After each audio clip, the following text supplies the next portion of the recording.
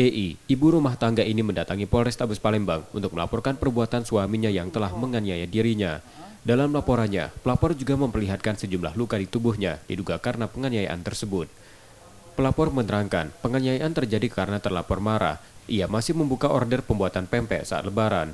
Ketika baru saja pelapor memberikan pesanan pempek pada pelanggannya, terlapor marah dan memukul pelapor, hingga menderita luka lebam di tubuh dan wajah.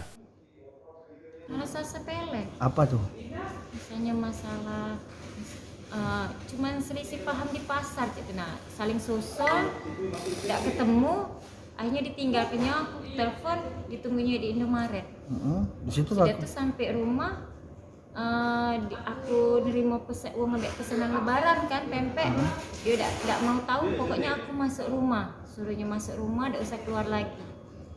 terus langsung dipukul gitu. Belum dipukul itu. Sudah tuh ada uang teriak lagi nak ngambil pesanan, aku buka rumah, dia marah. Nah disitulah terjadi pemukulan gitu. Iya, disitulah uang sudah ngambil pesanan, aku disuruh masuk, aku dipukul, aku dikibet. Tidak ngerti kau nih kan. Polisi sudah menerima laporan tersebut. Kini laporan pelapor dalam tindak lanjut.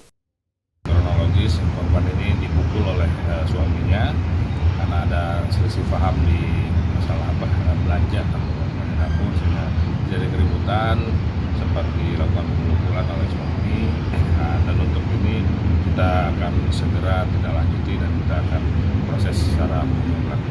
Korban ada luka di mana? Umar di bagian wajah. Kasus tersebut kini dalam penanganan Polrestabes Palembang untuk penyelidikannya. Yudi Kiswanto, Kompas TV, Palembang, Sumatera Selatan.